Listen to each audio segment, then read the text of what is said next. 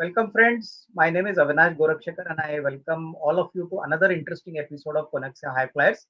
Friends, as all of you are aware, we introduce you emerging companies from emerging sectors, and we make it a point to talk to the promoters and the top managements of such companies, so that all of us can understand, the operations and the businesses of these companies in a much better way. And friends, today we have got another interesting company which is going to hit the capital market very soon. The company's name is JM Global Foods Limited, and we have the privilege and pleasure of having the company's top management, Mr. Shripal Viramchand Sanghvi, who is the whole-time director of the company. Shripal जी, आपका बहुत बहुत धन्यवाद sir time देने के लिए। मुझे यकीन है सर इस छोटे इंटरव्यू में हमको आपके कंपनी के बारे में बहुत अच्छी जानकारी आपसे मिलेगी। Welcome sir. तो श्रीपाल जी, पहला सवाल जो बहुत इम्पोर्टेंट है पर बेसिक भी है, हमको बताइए सर हमारी कंपनी का मेन बिजनेस क्या है? बिजनेस मॉडल थोड़ा सा समझाइए, और हमने ये बिजनेस कभी किया था, ये बिजनेस जर्नी के बारे में बताइए। कंपनी आपने शुरू की है या क्या आपने आपके फादर के बाद इसको टेक ओवर किया है?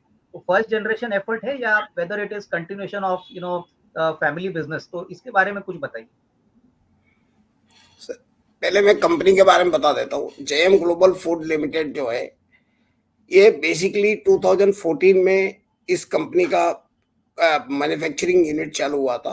उससे पहले ये ट्रेडिंग में थी। इस कंपनी में एक और कंपनी थी जेएम एलएलपी करके, उसको मर्ज करके इसको मैन्युफैक्चरिंग यूनिट बनाया गया था। 2014 में इसके प्रोमोटर्स दूसरे थे। 2016 से हमारा ग्रुप जो है मेहता ग्रुप इस कंपनी के साथ ज्वाइन हुए। मेहता ग्रुप हमारा इस कंपनी में टोटल 3 ग्रुप है। एक मेहता ग्रुप है, एक अमित अग्रवाल ग्रुप है, एक मेरा ग्रुप है। पहले मैं हमारे तीनों ग्रुप के बारे में बता देता हूं आपको। जो अमित अग्रवाल जी है वो एज ए इंडस्ट्रियल है। वो उनका वेरिएंट दूसरी इंडस्ट्रीज में उनका काफी कुछ काम है। वो एशियन पेंट के लिए वगैरह टिन्स कैंस वगैरह अपना खुद पर्सनली बनाते हैं, और वो प्लास्टिक इंडस्ट्री टिन इंडस्ट्री से उनका संबंधित है, और वो हमेशा मैन्युफैक्चरिंग में कंफर्ट जोन में रहते हैं। मैं श्रीपाल ग्रुप जो मेरा जो ग्रुप है, मैं 30 ईयर से मार्केटिंग फील्ड में हूं, और मैं प्रोडक्ट का ब्रांडिंग, सेल और उसका प्रमोशन वर्क में मेरा हमेशा योगदान रहता है। मैं उसी पे काम करता हूं। हमारा तीसरा ग्रुप है मेहता ग्रुप है। ये कंपनी ये प्रोफेशनली वो लोग सीए है, सो वो कंपनी के फाइनेंशियल्स, कंप्लेंट्स, उस चीज पूरी जानकारी वो रखते हैं। अब जो जेएम ग्लोबल फूड इंडस्ट्रीज है ये इंडस्ट्री चने का पूरा B2B का मार्केट कंट्रोल करती है, और साउथ इंडिया में इससे बड़ा यूनिट कोई भी साउथ इंडिया में नहीं है। B2B के सेगमेंट में चने में हम लोग 4 वैरायटी में काम कर रहे हैं। हम सबसे पहले चने B2B में जो नॉर्मल चना मंडी का होता है, वो चना लेके उसको ग्रेड करते हैं, ABCD करके ग्रेड करते हैं, और उसके बाद उसका एक और ग्रेड एज ए कलर हम लोग ग्रेड करते हैं, ब्राउन, ब्लैक और गोल्डन। सो ये ग्रेड करने के बाद हम जो ग्रेडिंग चना होता है उसको कैपिटली हमारे खुद के यूनिट के लिए फ्राइड ग्राम बनाने के लिए यूज करते हैं। और आज लगभग 13% मार्केट हमारे पास है इस इंडस्ट्री की फ्राइड ग्राम की इंडस्ट्री की।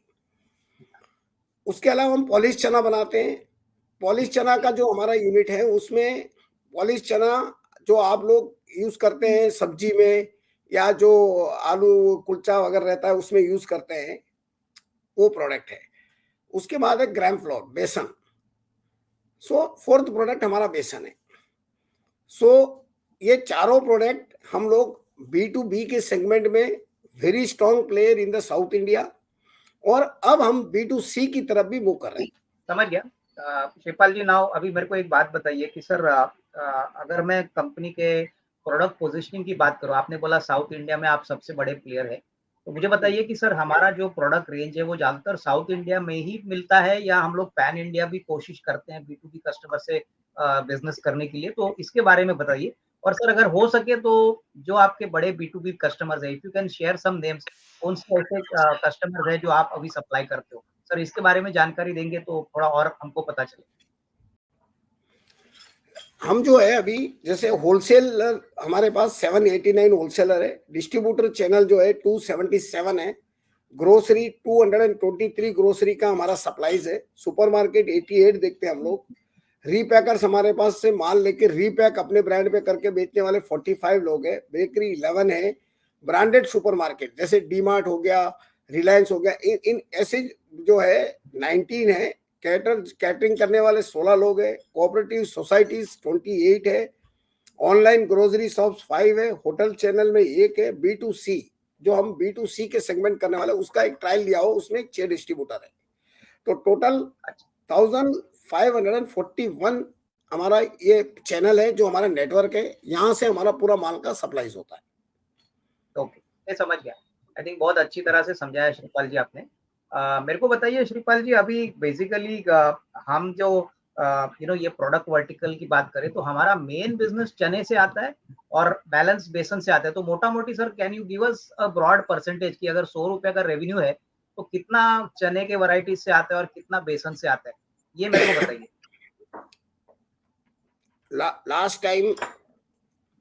लास्ट ईयर का मैं आपको डेटा बताता हूँ, फ्राइड ग्राम से हमारा 200 करोड़ का रेवेन्यू है, क्लीन एंड ग्रेड में से हमारा 350 करोड़ का है, और बैलेंस जो है 630 करोड़ में जो बैलेंस है वो हमारा बेसन और अदर प्रोडक्ट्स है, B2C के प्रोडक्ट भी है। अच्छा, B2C ऑलरेडी चालू हो चुका है, उसका मतलब थोड़ा-सा चालू है, सैंपलिंग चालू ऑलरेडी है, लेकिन बहुत छोटा है, इसलिए हम लोग B2C में ज्यादा बात नहीं कर पा रहे क्योंकि हम बहुत ही छोटा पार्ट है वो, इसलिए। ओके, ठीक है, समझ गया। शिवपाल जी अभी मेरे को बताइए कि अभी हम इंडस्ट्री में काफ़ी समय से हैं, साउथ इंडिया में तो हम सबसे बड़े प्लेयर हैं। मुझे बताइए कि ओवरऑल मार्केट साइज़ की अगर हम बात करें, तो ये जो आपका प्रोडक्ट रेंज है, चना है, बेसन है, फ्राइड ग्राम है, तो ये सर कितनी बड़ी अपॉर्च्युनिटी अगले 3-4 साल में बन सकती है और इसको कैपिटलाइज़ करने के लिए कंपनी ने क्या सोचा? सर जो आपको मैंने पहले ही बताया, हम 13% स्टेक हमारे पास है, तो आप ये समझिए 87% स्टेक बाहर है अभी भी, तो अपॉर्चुनिटी तो बहुत लंबी है। जिस अपॉर्चुनिटी का हम बात करने का मतलब उसके एज अ फिगर में हम बात ही नहीं कर पाए, इतना बड़ा अपॉर्चुनिटी है। बिल्कुल। हम लोग चने में एक अलग ही वेरिएंट को क्रिएट करने की कोशिश कर रहे हैं। जैसे चना है तो कमोडिटी प्रोडक्ट है, ये चना हर घर हर जगह पे आपको हर जगह यूज होता है। हम लोगों ने कंपनी पे अभी रिसर्च करके हमने कुछ चीजें अलग करी है, जैसे हमने एरिया चेंज करके हम जहां तमिलनाडु में हमारा जो फैक्ट्री है वहां पे चना नहीं उगता है, चने का कल्टीवेशन आपको कर्नाटका, आंध्रा और महाराष्ट्र और अब देन महाराष्ट्र है। सो हम लोगों ने अभी क्या किया, डाइवर्सिफिकेशन किया है कि भाई हम टोटल इंडिया में 99 क्लस्टर हमने आइडेंटिफाई किया जहां हम लोग अपनी यूनिट डाल सकते हैं। उसका हमने एक ट्रायल लिया है एपी में, जमाल मगड़ू करके एरिया है गुंटूर के बाजू में, कड़पा के बाजू में, तो वहां पे हमने एक यूनिट हमारा ऑलरेडी 2022-23-24 के थर्ड क्वार्टर में हमने चालू किया था, और वहां पे हमने आइडेंटिफाई किया कि भाई हम वहां से जहां उगता है वहीं से हम चना सोर्स से खरीदे तो हमको क्या फायदा मिलेगा और हम चने की मार्केट में और कितना मार्केट कवर कर सकते हैं। इस बेस को जब हमने चेक किया तो हमारा जो R&D फिगर्स जो आए बड़े सक्सेसफुल फिगर्स थे, तो हमको लगा कि जो हम लोगों ने सोचा है वो प्रॉपर है। सो हम लोग उसी प्रॉपर वे में हम लोग आगे स्टेप बाय स्टेप, अभी जैसे IPO के बाद हम लोग 2 जगह पे नए यूनिट का हमने प्रपोजल रखा है, 2 महाराष्ट्र में है, एक मध्य प्रदेश में है। तो मध्य प्रदेश में है वो बेसन का यूनिट आएगा, प्रॉपरली खाली बेसन का आएगा। और इसमें सबसे बड़ा क्या होता है सर, चने का हमारे पास एंड टू एंड यूज है। आप एग्जांपल ले लेंगे तो चना जब आता है तो चने में मड भी होता है, स्टोन भी होता है, स्टिक भी होता है, खराब चना भी होता है, बहुत सारी चीजें होती है। तो हमने जो स्टेप बाय स्टेप हमारा सिस्टम सेट किया है, इसमें हमारा कोई भी वेस्टेज नहीं है। जो चने का जो छिलका निकलेगा वो भी भूसे के रूप में गाय को उनको खिलाने के लिए चला जाता है। सो एंड टू एंड हमारे पास सॉल्यूशन है चने का। मैं समझ गया। शिवपाल जी बहुत अच्छी तरह से आपने समझाया। मेरे को बताइए शिवपाल जी अभी अगर मैं पूछूं कि सर नया प्रोडक्ट जो आप बता रहे थे कि आप नए प्रोडक्ट्स के ऊपर भी काम कर रहे हैं, तो सर मोटा-मोटी ये नए प्रोडक्ट थोड़ा सा अगर आप जानकारी दे, without disclosing something more, but at least अगर निवेशकों को ये पता चले कि नॉर्मल चने के अलावा कुछ और भी आप चने की वैरायटी लॉन्च कर रहे हो, तो ये कितना इंपॉर्टेंट रहेगा और प्रोडक्ट इनोवेशन हमारे धंधे में कितना इंपॉर्टेंट है, क्योंकि आप भी सर जानते हो कि ये कमोडिटी है, लेकिन आप इनोवेट करोगे तो ऑब्वियसली प्राइसिंग भी आपको अच्छी मिलेगी, कस्टमर्स भी आपको ज्यादा मिलेंगे। तो सर इसके बारे में कुछ बताइए हमको। सबसे पहले तो मैं आपको चने के बारे में बता देता हूँ। चने से ही हम क्या-क्या अलग करते हैं। चने में जो हम जैसे हम क्लीनिंग ग्रेड से ए, बी, सी, डी करके ग्रेड अलग करते हैं। ए ग्रेड का रिक्वायरमेंट एक मार्केट के लिए होता है, बी का एक और मार्केट के लिए होता है। सो हमारे हमने जब ग्रेड कर दिया तो जिसकी रिक्वायरमेंट जो है वही ग्रेड उसको हम सप्लाई करेंगे। सो हाँ, जो दूसरे मिलर है उनको ए ग्रेड का माल बनाने के लिए B grade, C grade, D grade को लेके बहुत बड़ी तकलीफ होती है, जो उनको उनको रखना पड़ता है या और किसी को बेचना पड़ता है। तो हम लोग उसका एक सोल्यूशन लेके आए कि भाई ए आपको जिस कैटेगरी में आपको माल चाहिए उसी में आप ले लो। सो हम लोग फर्स्ट जो हमारा चैनल है, हम मिलर को हम लोग अट्रैक्ट कर रहे हैं कि भाई मिलर की प्रॉब्लम सॉल्व हो जाए। मिलर को जो ग्रेड का माल चाहिए वो ग्रेड लेके वो अपना प्रोसेस करे और अपना पैसा बना ले, तो उनका इन्वेस्टमेंट कम हो जाएगा। और हमारे को जब मैं ए ग्रेड का माल जिसको चाहिए वो 1 रुपया प्रीमियम देके भी मेरे से माल लेगा, और जिसको डी ग्रेड चाहिए वो भी मेरे को 1 रुपया प्रीमियम देगा। सो मैं मेरे प्रीमियम से पैसा बनाएगा, वो अपने इन्वेस्टमेंट से पैसा बनाएगा। सो चने को पहले हमने ऐसा आइडेंटिफाई किया कि जिसकी जैसी रिक्वायरमेंट है पहले उसको रिक्वायरमेंट को पूरी की जाए। दूसरी बात, अभी जैसे चने के अलावा भी हम लोग बहुत सारे प्रोडक्ट बना रहे हैं। मैं ज्यादा खुल के तो नहीं बता पाऊंगा अभी इस पे, फिर भी मैं आपको एक छोटा सा, जैसे हम लोग सोया में जा रहे हैं, वर्मीचेली में जा रहे हैं, नमक में हमारा ऑलरेडी कल भी एक मैटर हुआ है जो लगभग 2-4 दिन में बिफोर आईपीओ शायद हो सकता है हम साइन अप कर दें। सो ये सब प्रोडक्ट में जाने का रीजन एक ही है कि मेरे पास चैनल रेडी है, मेरे को हाँ, उसी चैनल में प्रोडक्ट इंक्रीज करना है। बिल्कुल। तो मेरे को मार्केटिंग के लिए कोई और एक नया मार्केट नहीं ढूंढना है। फर्स्ट मैं उस मार्केट को पहले कवर करूंगा जो मेरा स्ट्रॉन्ग मार्केट है, और उस स्ट्रॉन्ग मार्केट से मैं धीरे धीरे मेरे दूसरे प्रोडक्ट सब इंजेक्ट करते हुए चलूंगा। तो ऐसे एक बिल्कुल। 15 प्रोडक्ट है। उसके अलावा हमारे मसाला से, आप अभी वेबसाइट में, हमारे वेबसाइट में आप देखोगे तो आपको पूरा रील मिलेगा। हमारे मसालास की हमने R&D की हुई है। Ready to eat, ready to cook का हमने R&D किया हुआ है। बेसन में भी हमने बहुत सारे अलग वेरिएंट ऑफ बेसन, जैसे आपके गुजरात में ढोकले के लिए बेसन आता है, हमारे वहां पे मैसूर पाक के लिए बेसन चाहिए होता है, तो सबका वेरिएंट अलग है। सो उस तरह के अलग अलग वेरिएंट भी हमने ऑलरेडी R&D करके रखा है। बिल्कुल, बहुत अच्छी तरह से समझाया शिवपाल जी। शिवपाल जी, अभी मेरे को आपके बी2सी बिजनेस के बारे में जो प्लान है वो बताइए। मैं पढ़ रहा था आपका प्रोस्पेक्टस की बी2सी में भी आप प्लान कर रहे हो कि आगे बढ़े। सर यहाँ पे स्ट्रेटेजी क्या रहेगी? क्योंकि आपको भी पता है सर, बी2सी में थोड़ा-सा इन्वेस्टमेंट ब्रांड में होता है, डिस्ट्रीब्यूशन में होता है। तो इस तरीके का जो स्ट्रेटेजी है बी2सी, अगले 2-3 साल में हम एक्चुअली बी2सी में क्या करना चाहते हैं? इसके बारे में ज़रा बताइए। सर हमने B2C में 100 प्रोडक्ट का R&D किया है। 100 प्रोडक्ट में पहले 15 प्रोडक्ट हमने वो प्रोडक्ट लिया है तो जो B2B है लेकिन /B2C है। वो जैसे एग्जांपल ले लीजिए, अगर मैं, मेरा फ्राइड ग्राम का जो बैग है 30 केजी का होता है, मैं 30 केजी का बैग पैक करता हूं तो वो B2B है। लेकिन अगर उसको मैं 500 ग्राम का पैकेट मेरा कंपनी का बना के पैक कर दूं तो वो B2C हो गया। तो हम लोगों ने पहले 15 प्रोडक्ट ऐसे चॉइस किए, जैसे सोया हो गया, वर्मीचेली हो गया, साल्ट हो गया, जो B2B और B2C में बड़ा डिफरेंट नहीं है, सिर्फ पैकेजिंग डिफरेंट है। सो हम पहले हमारे नेटवर्क को यूज करके इस 15 प्रोडक्ट को लॉन्च करने की हम लोग तैयारी कर रहे हैं। इस 15 प्रोडक्ट के बाद हमारा आएगा मसाला। जिस दिन मसाला आएगा 20 प्रोडक्ट एक साथ में आएगा। उस दिन हमको जो भी ऐड के लिए जितना भी चाहिएगा उसका स्ट्रेटेजी ऑलरेडी बना हुआ है। TV ad, social media, door to door canvassing, जो भी करना पड़ेगा सब कुछ करेंगे। उस समय 20-20 प्रोडक्ट एक साथ में आएगा, फिर 1-2 प्रोडक्ट नहीं आएगा। अभी तो हम स्टार्टिंग में 2-2 प्रोडक्ट करके इंजेक्ट करेंगे, फिर एक 26 के बाद में एक साथ में हमारे प्रोडक्ट जो उतरेंगे 20 प्रोडक्ट, 25 प्रोडक्ट इस तरीके से एक साथ में आएंगे।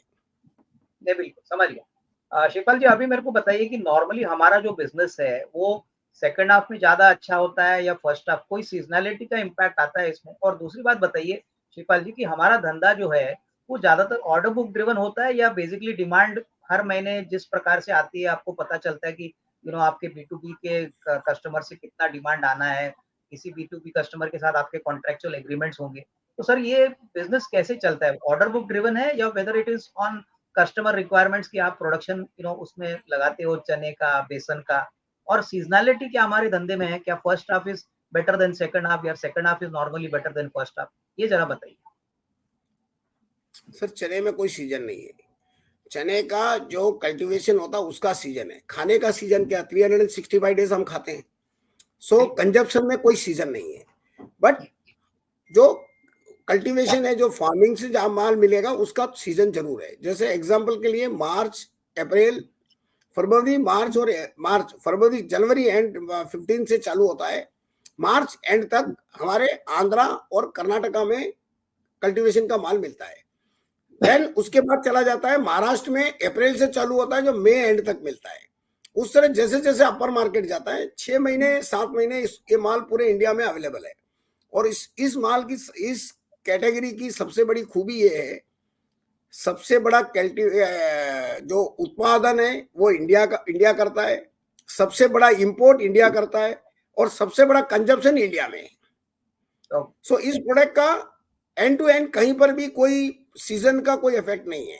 सिर्फ इतना इफेक्ट हो सकता है सीजन में कि आपको सीजन में थोड़ा माल सस्ता मिल जाए, सीजन के बाद माल महंगा मिल जाए। इससे अलावा कोई ओके। सीजन का इफेक्ट नहीं है।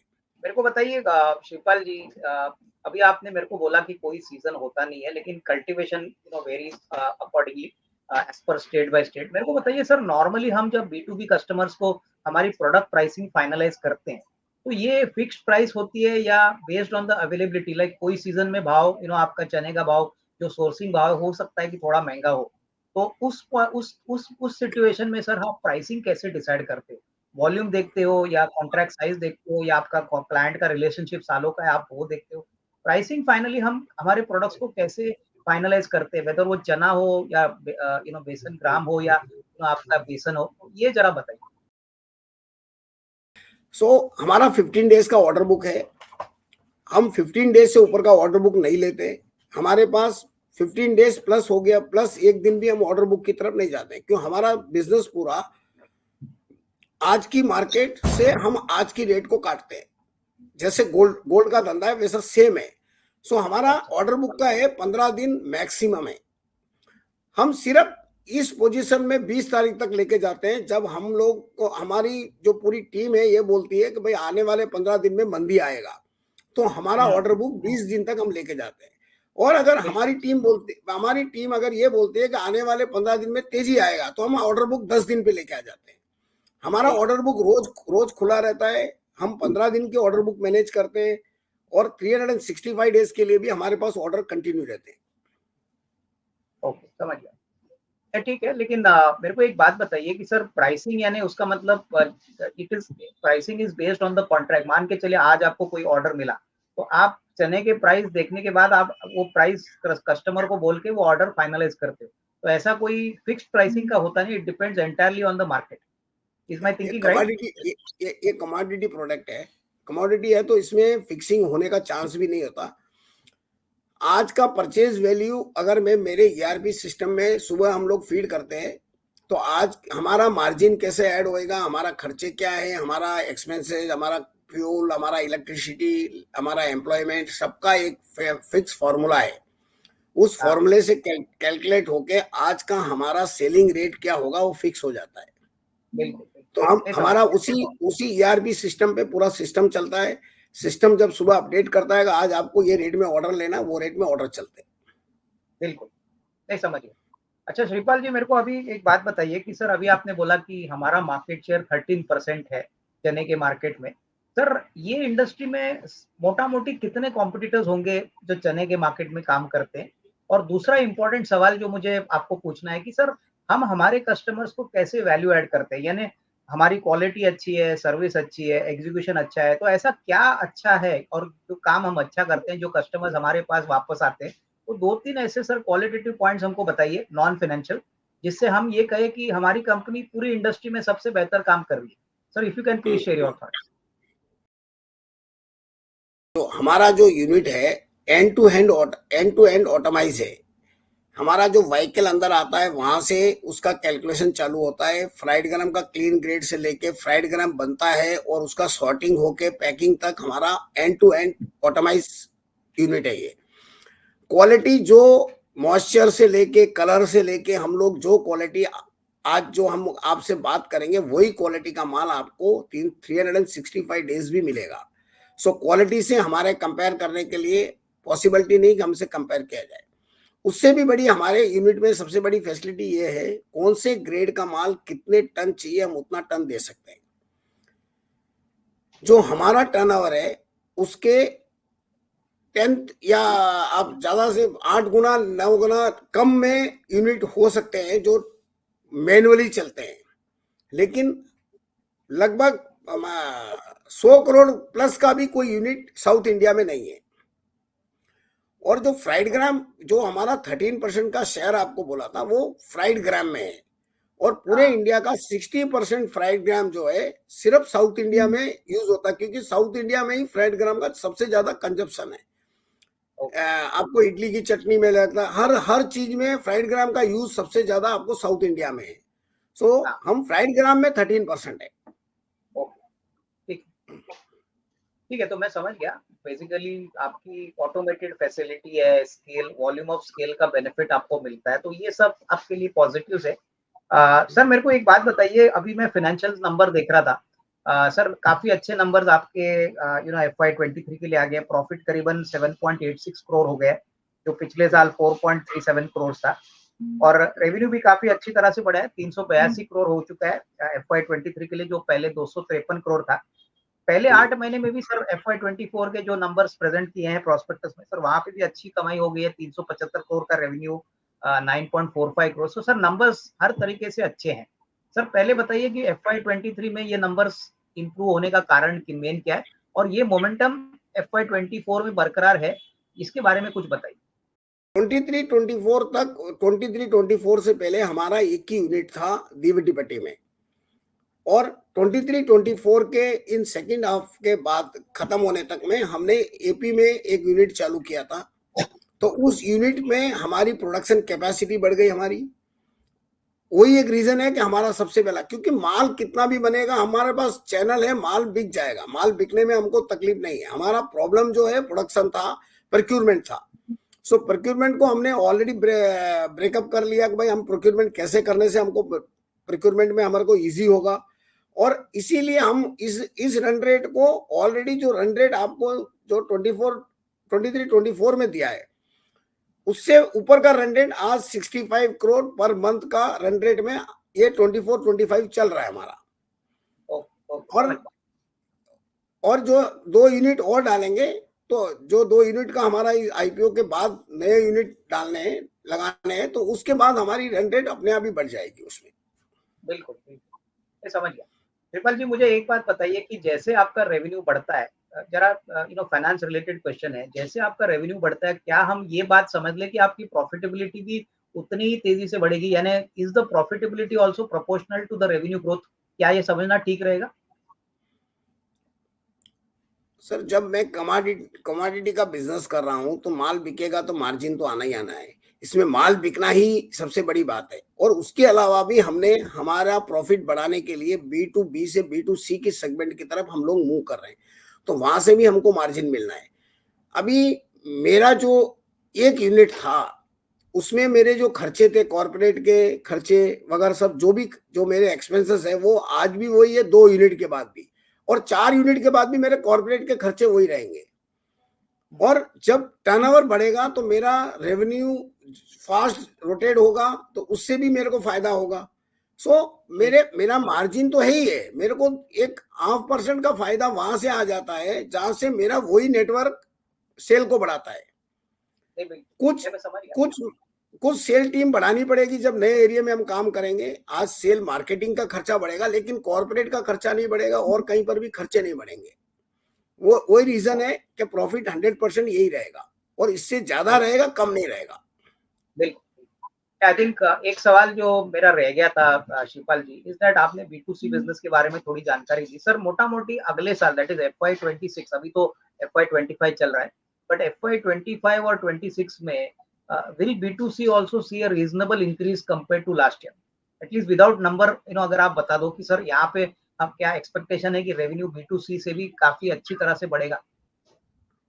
जो हमारा अभी जो स्ट्रक्चर बना हुआ है और जो 2 प्रोडक्ट हम लोग लॉन्च कर रहे हैं, उससे जो टोटल मेरा एंटायर जो सेल है, उसका मिनिमम 10% B2C में रहेगा। आज बहुत ही 12-13 करोड़ का है, 600 करोड़ के सामने। जबकि उस समय जो मेरा सेल रन रेट से सेल रहेगा, उसमें 10% का कंट्रीब्यूशन B2C का रहेगा। समझ, फाइन, अंडरस्टूड। सर अभी सबसे इम्पोर्टेंट सवाल जो आज का इंटरव्यू का है, सर हम लोग कंपनी पब्लिक इशू लेके जा रहे हैं, तो श्रीपाल जी थोड़ा सा पब्लिक इशू के बारे में बताइए, कितना पैसा यानी कितना कैपिटल ऑफरिंग हम मार्केट को टैप कर रहे हैं और ये पैसा ज्यादातर यूटिलाइज कहाँ पे होगा, सर इसके बारे में बताइए। टोटल आईपीओ का साइज 82 CR है, करोड़ है। उसमें 35 करोड़ रुपीस 35 करोड़ का कैपिटल वर्किंग कैपिटल में यूज होगा, 19 करोड़ में कैपेक्स होगा, 15 करोड़ रुपीस जो है मार्केटिंग एंड आईपीओ एक्सपेंसेस है, और जो छोटा अमाउंट वो कुछ खर्चों के लिए रखा हुआ है। ओके, समझ गया, ठीक है, आई थिंक अच्छी बात है। सर अभी आपने वर्किंग कैपिटल के बारे में बात की, श्रीपाल जी मुझे बताइए, नॉर्मली मोटा मोटी हमारे इंडस्ट्री में वर्किंग कैपिटल साइकिल कितना लंबा होता है? बाय द टाइम आप इन्वेंट्री स्टोर करते हो, ऑर्डर्स को एग्जीक्यूट करते हो, कस्टमर आपको पैसा देता है, तो ये पूरी वर्किंग कैपिटल साइकिल सर कितने लंबी चलती है? नॉर्मली इसका 30 to 35 डेज हो जाता है। अभी रिसेंट में हमारा जो नया यूनिट हमने डाला, उसमें हमारी वर्किंग साइकिल कुछ इंक्रीज हुई थी, क्योंकि हमारी नई मार्केट थी, वहाँ हमको सोर्सिंग से एडवांस पेमेंट देके हमको माल लेना था। तो कुछ उस 23-24 में हमारा लगभग 45 डेज 46 डेज के आजू बाजू में वर्किंग कैपिटल का साइकिल हुआ था। लेकिन इन फ्यूचर में फिर वो वापस 30 to 35 डेज के अंदर बैठेगा। अच्छा शिवपाल जी, अभी ये क्वेश्चन रिलेटेड है, अभी आपने ये ऑलरेडी आंसर तो दे दिया है, मुझे पूछना था सर, पिछले साल दैट इज FY23 के लिए मैं देख रहा था कि आपका जो वर्किंग कैपिटल साइकिल था वो थोड़ा सा एलोंगेटेड हो गया, थोड़ा लंबा हो गया, ऑलमोस्ट 31 करोड़ का कैश फ्लो माइनस था, प्लस अगर मैं जो भी डेटा प्रोस्पेक्टस में मेंशन करे FY23-24 का, तो पहले 8 महीने का भी नंबर माइनस है। तो ये मैं मान के चलूं कि दूसरी यूनिट आई उसलिए थोड़ा सा वर्किंग कैपिटल बढ़ गया, क्योंकि पिछले 2 साल में देख रहा था तभी वर्किंग कैपिटल काफी अच्छी तरह से आपने मेंटेन किया था। तो हम ये मान के चले कि FY25 में hopefully operating cash flow positive होगा, क्योंकि ये बात मार्केट में बहुत क्लोजली लोग ऑब्जर्व करते हैं। इसीलिए मेरा सवाल था कि सर ये साल can we expect positive operating cash flow at least for FY25? 23-24 में जो चेंज हुआ था, उसका सबसे बड़ा रीजन खाली वो यूनिट नहीं था। हम लोगों ने सोर्सिंग से माल को लेना जस्ट चालू किया था, तो सोर्सिंग के कारण हमारा साइकिल जो है 7 से 8 दिन का डिफरेंट हो गया था। उसके अलावा हमारा बहुत सारे प्रोडक्ट में R&D हुआ था, सो R&D के कारण भी हमारा बहुत सारा मटेरियल हमको लेना पड़ा। R&D किया हमने, उस पे उसका मार्केट को पायलट करके चेक करवाया, तो वो सारे प्रोसेस ऑलरेडी हमने, जो जैसे हमने बोला कि हमने इससे पहले हमने कौन सी मंडी में हमको क्लस्टर के हिसाब से हमारे यूनिट्स लगाने हैं, उस पर R&D हुआ। फिर उसका एक R&D का ट्रायल लिया गया AP में। उसके बाद हमने 99-100 प्रोडक्ट के आजू बाजू में 100 प्रोडक्ट प्लस हमने R&D किया। तो ये 100 प्रोडक्ट के R&D में हमने रॉ मटेरियल्स की खरीद किया है। उसमें जैसे हमने शुगर लिया, शुगर मार्केट में ही बेचा। सो सारा साइकिल हमारा R&D के कारण कुछ चेंज हुआ था। लेकिन अभी ये साल में देखेंगे तो थोड़ा बहुत तो ऑलरेडी शुगर चेंज हो चुका है, और इस ईयर एंड तक 100% पुराना जो साइकिल है उसमें आ जाएगा। नहीं, बिल्कुल। शिवपाल जी, अभी आखिरी सवाल जो काफी इंपॉर्टेंट है, मेरे को बताइए सर, हमारे धंधे में इतने सालों से आप बिजनेस मैनेज कर रहे हो, हमारे धंधे में सबसे बड़ा रिस्क क्या है? सिंस हम कमोडिटी मैनेज करते हैं, सर सबसे बड़ा रिस्क क्या है? वेदर सोर्सिंग, जो चना हम सोर्स करते हैं, अवेलेबिलिटी की बात होती है, ऐसा क्या रिस्क फैक्टर है हमारे धंधे में जो बहुत इंपॉर्टेंट है और जो आपने अभी तक बहुत अच्छी तरह से मैनेज किया? सर इसके बारे में बताइए।